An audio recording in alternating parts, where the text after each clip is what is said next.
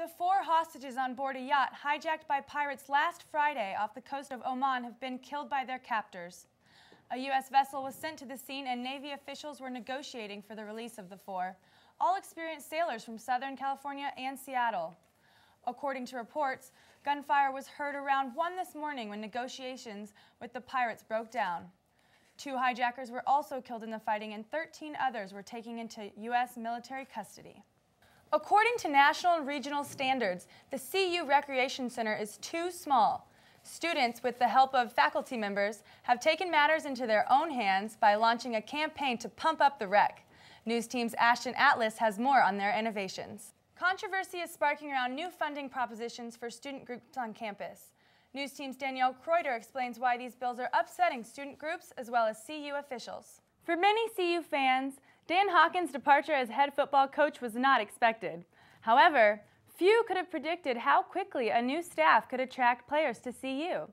News Team's Mike Comedina has more on how the Buffs' new coaches did on the recruiting trail. This is CU's 27th annual Holocaust Awareness Week. There will be events all week in memory of those millions whose lives were shattered.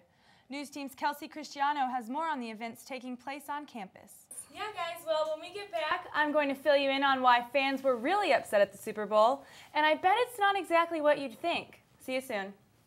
This past Sunday was Super Bowl 45 hosted at the NFL Cowboys Stadium in Dallas, Texas.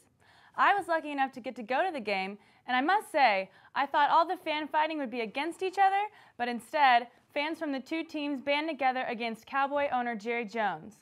Me and tens of thousands of other fans were herded like cattle through what felt like infinite rows of lines. Steelers and Packers fans chanted some pretty harsh words at the mention of the owner's name on the Jumbotron outside of the stadium. Once the fans were finally able to get in, after about 3 hours of waiting, about 400 ticket holders were left seatless due to incomplete sections throughout the stadium. Needless to say, the fans were more than upset. Managed, and we're just beside ourselves. I don't know how this is going to come out. We can't see the game.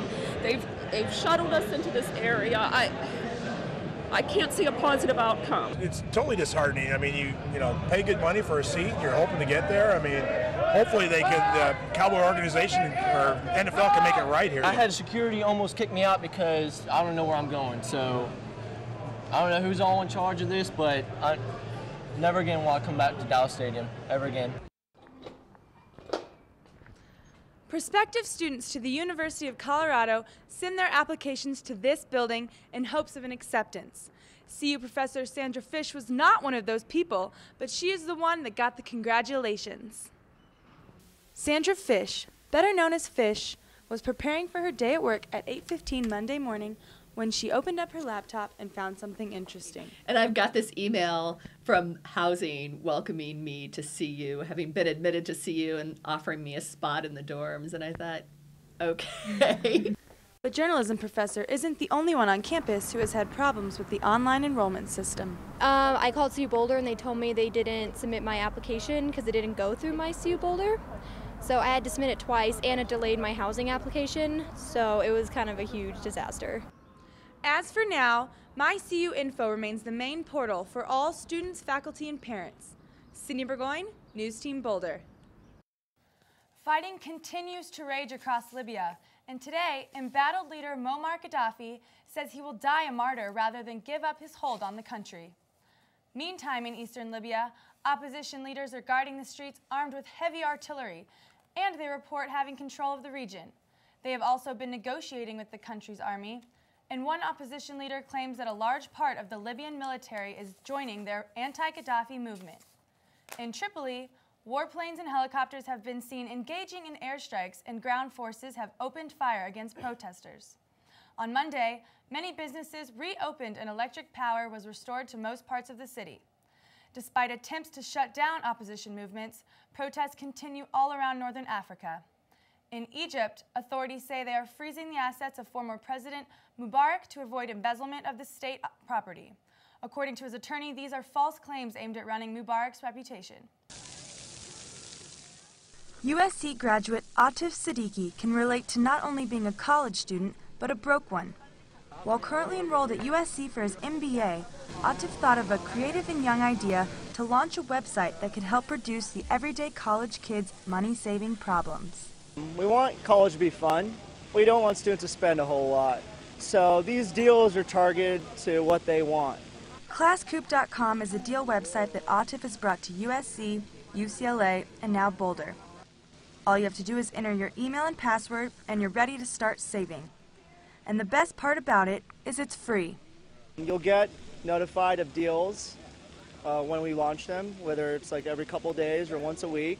And all of them are customized towards your preferences. So you can specify bars, restaurants, events. If you don't want to receive some certain deals, just click a button and you can unsubscribe. Deals range anywhere between 50 to 90% off.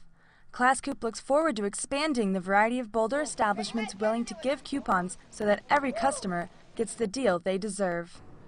So what makes ClassCoop stand out among the other online websites like Groupon.com? Other deal sites that we are around don't necessarily target the college market, and all these deals that we have are specifically catered towards 18 to 24-year-olds. This could be restaurants, bars, events, concerts, stuff that you guys want to hear about. Full of energy because of the launch party, the ClassCoop gang went bananas in Norland Library, advertising upcoming deals with the Hookah House, half-ass subs, 420 deals, and more. And of course they did it in style. Atif's campaign is sure to catch any college kid's attention. It's a new campaign we're running, just to let you know about what we do. We want you to know, like, when you come hang out with us, drinks are always on us. So basically, if you take a shot with a ClassCoop shot glass, a picture of it, and post it on our wall on Facebook, the most amount of likes that a picture gets will win an Apple TV, a Sony Bloggy, and ClassCoop free for a semester. So come check us out on Facebook. This has been Sydney Burgoyne, News Team Boulder. Also this past Sunday, country Turkey hosted the 25th Annual World University Games. While most of us were watching football, our very own head ski coach Richard Rokos led an elite group of American skiers to compete in the annual event. With this being the coach's 7th trip to the Games, this year's team more than doubled the gold medal count from previous years. Team USA brought over 7 of the Buffaloes to compete, including freshman Kristen Cooper, sophomore Erica Gent, and senior Katie Hartman. The United States won the most gold medals, the most top 5, and top 10 finishes in just 8 races. The house on the hill that John Benet Ramsey's body was found in 14 years ago is up for sale again. Homeowners Tim and Carol Milner have attempted to sell the house 3 times since buying it in 2004. The online post describes the home as having, quote, elegance of past generations combined with modern updates to make this home unique. The home is listed for $2.3 million. Corey Higgins set a school record this past Saturday with his 117th career start. Unfortunately, that wasn't enough to defeat the Missouri Tigers on their home court. They just weren't able to catch up after halftime. The game ended with the final score 89-73. Today, CU welcomed world leader and expert on European politics to help sort through any uncertainty and questions regarding the current uprisings in the Middle East. It's not every day that a world-renowned politician comes to a breakfast at CU.